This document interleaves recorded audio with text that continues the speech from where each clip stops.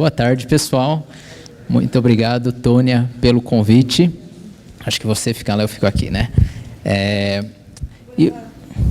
Pode falar também. Beleza. Então, porque a minha impressora falhou, então eu precisei trazer as notas aqui no celular. É bom que é... O passador quebrou, aí a gente está passando aqui. Ah, beleza. Só que não está aparecendo lá.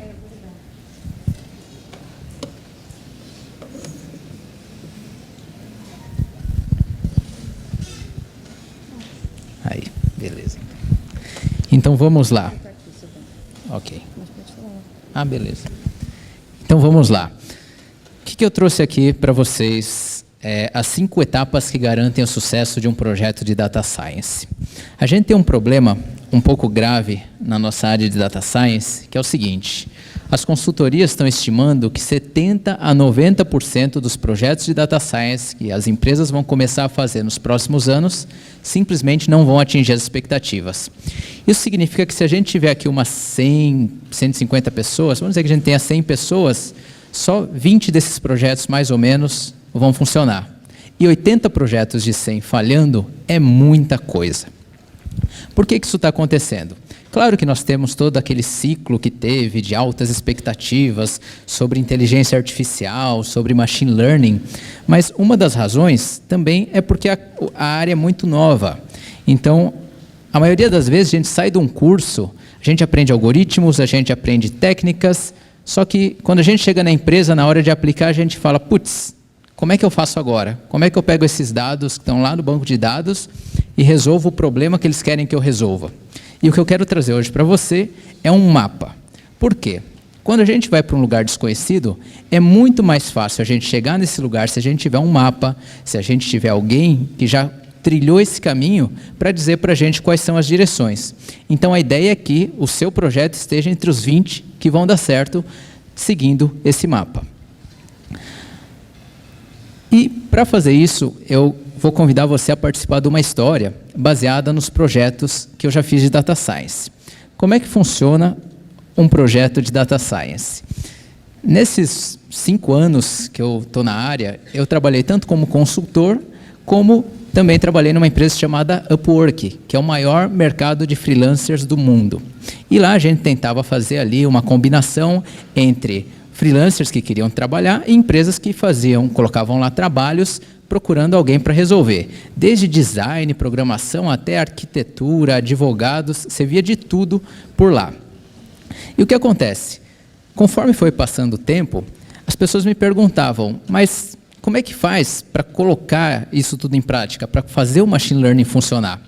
E aí, olhando todos os projetos que eu fiz, eu percebi que existem esses 5 passinhos que geralmente o projeto precisa seguir para que você consiga efetivamente entregar uma solução que tenha valor para a empresa. E o primeiro passo de todo o projeto é a definição do problema. Por quê? Existem empresas que querem inverter isso aqui. E é a primeira coisa que você pode fazer para o teu projeto dar errado. Existe empresa que contrata os cientistas de dados e fala, ó, tá aqui os dados, vê se você acha alguma coisa aí. E normalmente não vai achar nada interessante, ou é uma forma horrível de começar. Então a primeira coisa que a gente tem que fazer é definir um problema. A gente primeiro precisa ter o problema para depois ver como é que a gente vai resolver esse problema. E na história, vamos dizer que você conseguiu lá o emprego ou como gestor de produto, de negócio, como cientista de dados, numa startup que está em crescimento acelerado. E a meta para 2020 é aumentar o número de vendas dos produtos dessa startup. Pode ser o produto que for que você imagine aí, não vem ao caso no momento. E aí, na primeira reunião, o pessoal chega para você lá, a reunião, e fala, ó, a meta é aumentar o faturamento vendendo novos produtos. A primeira pergunta que você tem que fazer é a seguinte: quais são os processos de negócios que a gente pode afetar? E, durante a reunião, vamos dizer que 2 processos de negócio de vendas existam lá que podem ser afetados. Um seria o envio de e-mails toda semana para os clientes com produtos. Então, toda semana vão lá os produtos mais vendidos, são enviados para os clientes, alguns acabam comprando. E o outro é a busca. O site tem lá um mecanismo de busca que faz o match simples entre palavra-chave, título de produto, e retorna os produtos. Alguns clientes acabam comprando por esse mecanismo também. E aí você fala, como é que eu escolho esse projeto? Comece pelo projeto mais simples. É interessante na nossa área, quem já viu algum material meu sabe que eu falo isso. Parece que as empresas ouvem inteligência artificial, data science, querem resolver o problema mais complicado, querem construir um robô, querem fazer o exterminador do futuro, se for possível. E a gente sabe, quem trabalha na área, que a coisa não funciona bem assim. Então, é importante que o primeiro projeto, o segundo projeto, seja simples. E como é que você sabe que um projeto é simples? É um projeto que já foi feito com sucesso em outras empresas e é um projeto que a solução atual da tua empresa não é tão forte, é uma soluçãozinha fraca. No nosso caso, vamos dizer que a gente escolheu melhorar o mecanismo de busca. E tem até uma história interessante, que esses dias o Andrew Ng estava dando uma entrevista, e para quem já é da área de Machine Learning sabe que o Andrew Ng é um nome super cotado na área, e ele fala que no próprio Google ele precisou começar por um projeto simples, porque o pessoal não estava acreditando muito nessa coisa de data science. Então, se o Google, se o Andrew Ng precisou começar por um projeto simples, que dirá nós? E por que é interessante ter um projeto simples? Porque, além de você aprender qual vai ser o processo para você chegar até a tua solução, você começa a criar uma cultura de dados. Porque se o teu primeiro projeto já não der certo, nunca sair do papel, que time que vai querer trabalhar com você? Que time que vai acreditar que o Data Science pode ajudar a resolver um problema? Feito essa pergunta, vamos lá então. Vamos melhorar o sistema de busca do site. A segunda pergunta que a gente tem que fazer é: como que a gente vai saber que a gente atingiu o resultado? E aqui eu não estou falando de métrica de Machine Learning. É importante a gente ter as métricas de Machine Learning na hora da modelagem, mas aqui eu estou falando de métricas de negócio. Então é importante você saber. Então, é a quantidade de novas vendas, é o número efetivo de novas vendas das pessoas que serão afetadas por essa solução que vai ser importante para a gente? Qual vai ser a métrica que a gente vai usar? E não só uma métrica primária, mas várias outras métricas. Porque não adianta você vender muito e depois o suporte não conseguir aguentar o tanto de ligação porque o site deu problema. Então é muito importante considerar tanto métricas primárias que você decide junto com o time de produto, o time de negócio, e também as métricas secundárias para ter certeza que, arrumando um problema, você não vai estar criando outro. E a última pergunta, claro, durante a reunião você faria muitas outras perguntas, mas, para resumir aqui, a última pergunta seria: como que a gente vai usar essas previsões? Qual vai ser o meu entregável? E no nosso caso aqui, como a gente quer afetar a busca, hoje a gente está fingindo que a busca era simplesmente ali, se a palavra-chave está no título do produto, a gente retorna esse produto. Vamos dizer então que a gente colocaria mais um elemento ali na fórmula. Então a gente teria que fazer essa previsão, e a previsão seria mais um númerozinho na fórmula que retorna os resultados da busca. Feita essa parte, a gente chega na preparação dos dados. E é muito bom que a palestra da Sandra veio antes da minha, porque ela já convenceu vocês completamente da importância dessa parte. Por quê? Quando eu falo preparação dos dados, eu não estou falando só daquela parte de limpar, de fazer as coisas ali no código. Eu estou falando de saber se você precisa coletar os dados, onde você vai buscar esses dados, como você vai reunir esses dados e entender como é que os dados chegaram até você. Tem uma história também da Segunda Guerra Mundial que os aliados estavam lá tentando melhorar as estruturas dos aviões. Eles perdiam lá os combates aéreos e voltavam o avião lá, estudavam, viam que a asa estava toda furada, iam lá, fortaleciam a asa, continuava caindo o avião. Até que um dia, um matemático, que agora é muito famoso na área de estatística, o Abraham Wald, ele chegou e falou: peraí, a gente está olhando os aviões que estão lá no combate, tomam bala e conseguem retornar para a base. E os aviões que ficam lá no campo de batalha, que nunca retornam? E se a gente, então, fortalecer, não a parte que está cheia de bala, mas o corpo do avião, que está quase sem nenhuma bala nesses que retornam? E essa foi a sacada que eles começaram a ter uma melhora nesses combates aéreos. Então, é muito importante você entender como é que esses dados chegaram até você.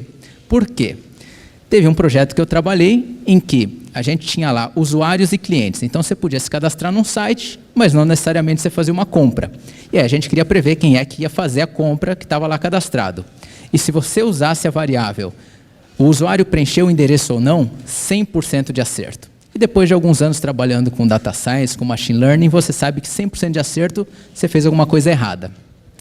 O que aconteceu? Eu fui olhar, falei, bom, né? Vamos ver por quê. E quando eu vi os perfis, eu vi que eu tinha os perfis do usuário naquele momento. Eu não tinha os perfis do usuário quando ele se cadastrou. Eu não tinha um registro de todas as modificações que o usuário fez no cadastro desde que ele entrou para o site. Então, quer dizer, logicamente, quem comprou colocou um endereço para receber o produto. Se eu simplesmente olhar aquele registro que eu tenho e falar, pô, esse aqui é o registro que eu vou ter na hora que o usuário entrar no site, eu vou falar, quem preenche o endereço quer comprar, sendo que na realidade isso não acontece. Então, eu conto essas histórias justamente para vocês verem a importância que tem você entender o que está chegando para você, porque geralmente os dados não vêm bonitinhos para a gente. Depois de feita essa parte, a gente chega ao terceiro passo, que é a modelagem. E agora é hora de brilhar com tudo aquilo que a gente aprende nos cursos. É hora de testar modelos, features, fazer uma validação boa, fazer tudo aquilo que a gente quer. Só que tem uma outra parte também que acontece quando a gente vai resolver um problema real. A gente sabe que a gente quer aumentar vendas, a gente sabe que a gente quer melhorar a busca, mas qual que é o nosso alvo? Qual que é o meu Y? O que eu estou tentando prever aqui? E essa é uma coisa que você tem que decidir. E aí, você pensa, bom, eu quero prever se o cara vai comprar, eu vou modelar a compra. Então, se eu mostrei esse produto para essa palavra-chave, se a pessoa comprou ou não comprou. Só que quando você vai ver esses dados, você descobre que pouquíssimas pessoas acabam fazendo uma compra. Então, eles são dados com um sinal fortíssimo, mas são pouco frequentes. E o Machine Learning pode ter problema com isso. Feito isso, você pensa, bom, que outra coisa que pode ser um sinal de interesse da pessoa nesse produto? Pô, clique. Se a pessoa clicou no produto, pode ser que ela esteja interessada. Só que quando você vai olhar os dados, você vê que aí você tem um monte de dados sobre clique. Mas a hora que você vê, o clique não é tão correlacionado com a compra. A gente clica em tudo. Eu mesmo, às vezes, entro numa página e já saio antes dela carregar. Então, quer dizer, apesar de ser um sinal frequente, ele não é um sinal forte para prever o que você quer. Depois de um tempo, você vai ler blogs, ler soluções de competições, você lê papers, você vê o que o pessoal andou fazendo por aí, e aí você fala, bom, tem uma coisa chamada dwell time.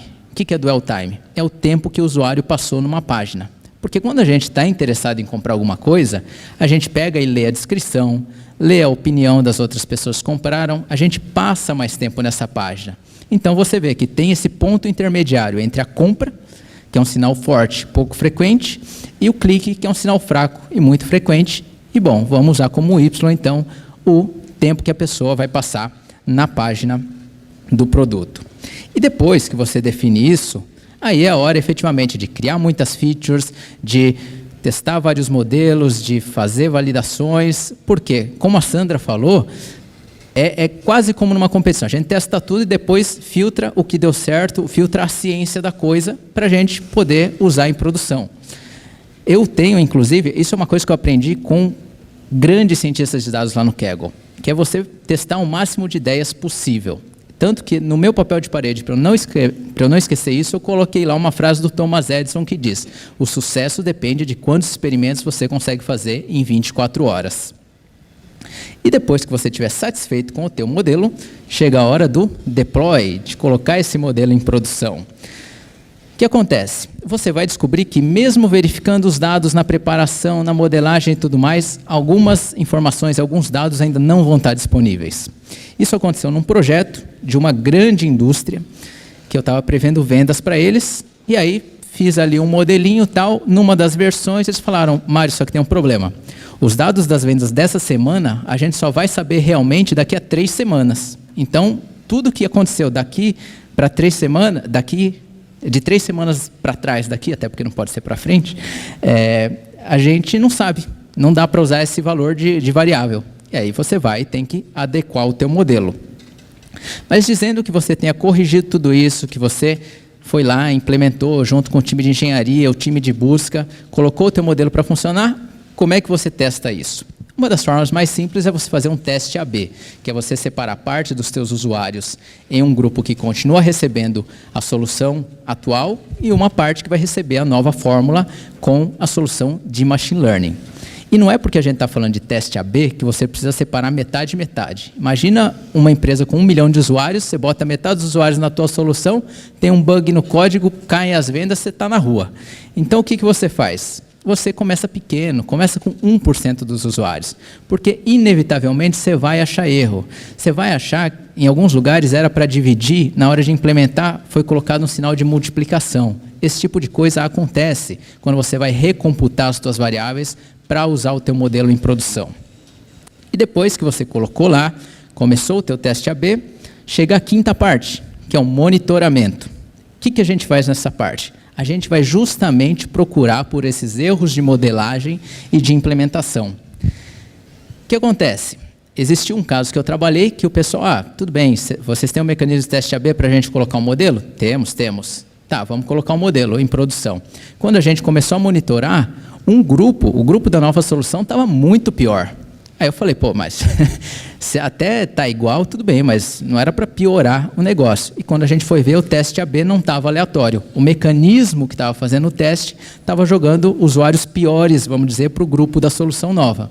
Então, é muito importante verificar todos esses aspectos na hora do monitoramento.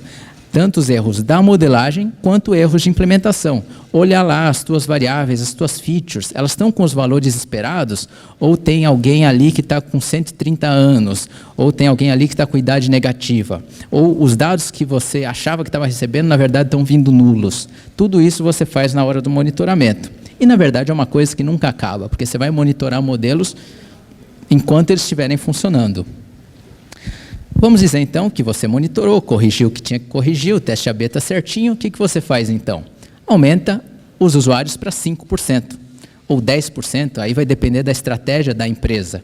E conforme vai passando o tempo, você vai aumentando o número de usuários na solução nova, desde que ela esteja dando os resultados esperados, e reduzindo os que estão na solução antiga, daqui a pouco 100% dos teus usuários estarão no grupo da solução nova. Meus parabéns, seu primeiro modelo de machine learning da indústria está lá em produção, funcionando e gerando impacto real.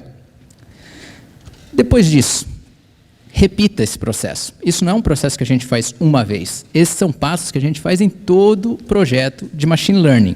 É importante revisar o que deu certo, qual parte foi mais difícil, qual time da empresa foi mais difícil conseguir os dados, a comunicação, e repetir, seja no mesmo projeto para melhorar esse modelo, colocar um outro fator de busca, por exemplo, ou seja lá o que for que você esteja resolvendo, ou ir para um outro projeto e aplicar os mesmos passos. E por que eu estou te recomendando seguir esses passos? Porque é uma maneira de você conseguir entender como é que funciona o processo. Eu tenho certeza que depois que você faz esse processo, você vai ter uma visão muito diferente de como é que funciona um projeto, porque você já vai ter ido pelo caminho. E além disso, quando você itera rapidamente sobre esses passos, e aqui eu sugiro que cada passo desse dure no máximo 3 semanas, porque realmente projetos que duram meses, muitos meses de machine learning, acabam sendo complicados porque, queira ou não queira, você só vai realmente saber como é que está o teu modelo em produção. Tem coisa que só a produção vai te dizer. Não que você tenha que jogar qualquer coisa em produção, mas é muito, muito importante chegar o mais rápido possível a esse ambiente. E conforme você for fazendo esses projetos rápidos, melhorando, os times vão vendo dentro da empresa que a coisa está dando resultado e vão começando a trazer mais trabalho para você, teu time vai crescendo. Foi assim que aconteceu no Google, foi assim que aconteceu na Upwork, é assim que acontece em boa parte das empresas que seguem direitinho o processo de Data Science.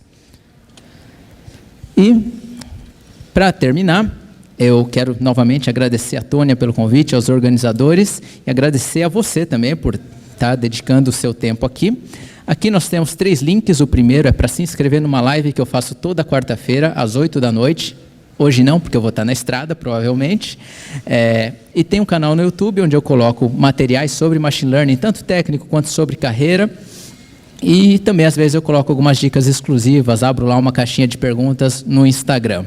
É isso, esse é o mapa que eu tenho para vocês. Eu espero que, seguindo isso, realmente o seu projeto tenha uma probabilidade maior de dar certo. Muito obrigado pela atenção.